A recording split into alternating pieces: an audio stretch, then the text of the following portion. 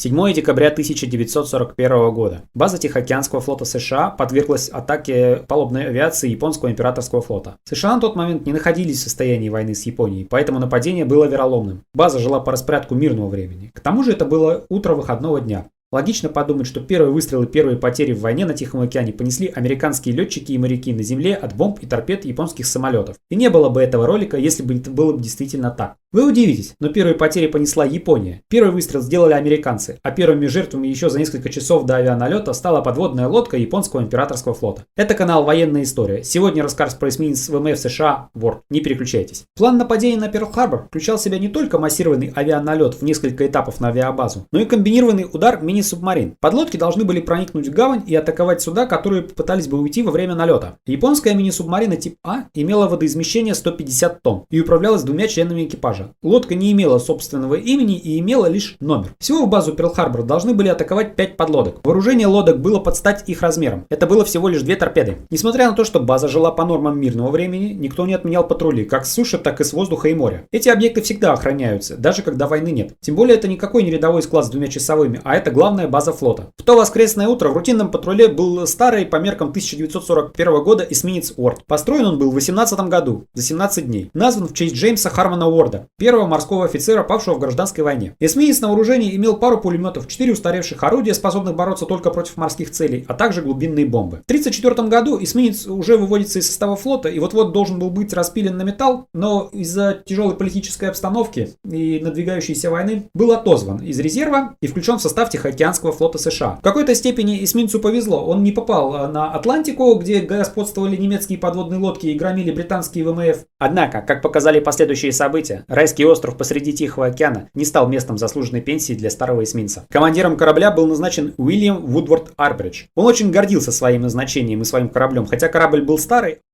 Рядовой, ничем не примечательный патруль прервался в 3 часа 58 утра 7 декабря. Офицер доложил командиру, что с тральщика был обнаружен подозрительный объект, предположительно подводная лодка. Арбридж объявил боевую тревогу, на корабле включились сирены. Матросы заняли свои боевые посты. Эсминец отправился в указанный квадрат, но ничего там найти не удалось. Капитан связался по радио с тральщиком и был получен ответ. Предполагаемая подводная лодка шла приблизительно в 1000 метров западнее нас тем же курсом. Курс этот был на вход в бухту. Запрос времени 3 часа 15 минут. Капитан Уорда решил, что в темное время наблюдатели с тральщика ошиблись и дал отбой тревоги. Но предусмотрительно он оставил усиленные боевые посты на корабле и также наблюдателей. Солнце уже вставало над Гавайским архипелагом. Эсминец был готов вернуться в порт. Все уже забыли о ночном инциденте. Но эсминцу встретился буксир. Между буксиром и мишенью был какой-то подозрительный объект, который был никак не привязан к тросу буксира и оставлял четкий след о том, что он движется. Наблюдатели присмотрелись к объекту. Было очевидно, это рубка подводной лодки, но весьма необычной. Такую рубку не видел раньше никто из моряков. На корабле вновь взвыли сирены.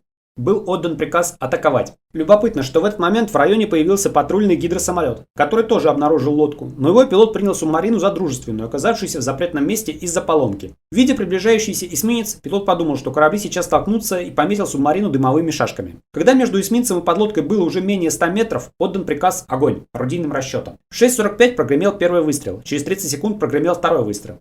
Снаряд попал в боевую рубку. Лодка качнулась, но продолжила следовать своим курсом. Эсминец подошел уже так близко, что не хватало угла склонения орудий. С корабля посыпались уже глубинные бомбы. Видя это, пилот самолета также сделал круг и сбросил еще пару бомб. Когда всплески рассеялись, боевой рубки уже не было видно. В 7:15 эсминцы отправили сообщение. Атаковали неизвестную лодку в запретной зоне. Через некоторое время сообщения продублировали на более информативные. Неизвестная подводная лодка обнаружена в запретной зоне и уничтожена орудийным огнем и глубинными бомбами. После этого приключения эсминца еще не закончились. Он продолжил патруль и остановил странный гражданский сайпан в запретной зоне. Японские рыбаки частенько нарушали границу в погоне за уловом. Их обычно штрафовали и отпускали. Но тут другое дело. Рыбаки, видя эсминец, выстроились на палубе и подняли белые флаги. Хитрые японцы просто привлекали таким образом внимание боевого корабля. Цель этого представления была в том, чтобы американские моряки не закрывали противолодочное заграждение. Чем дольше противолодочное заграждение будет открыто, тем больше шансов у маленьких субмарин проникнуть в гавань. У американцев было еще 40 минут до авианалета. Радиограмма с эсминца расшифровалась в порядке общей очереди, и на стол адмирала она попала уже после атаки. Позднее долгая расшифровка стала основной из конспирологических теорий о том, что в атаке на Перл-Харбор было известно американскому правительству, но нужен был повод, чтобы вступить в войну. А для этого нужно было, чтобы враг нанес удар первым. В любом случае случилось то, что случилось. А как вы думаете, знало ли американское правительство о грядущем нападении? Или долгая расшифровка – это просто роковое стечение обстоятельств? Напишите об этом в комментариях. С вами была Военная история. Еще увидимся, друзья.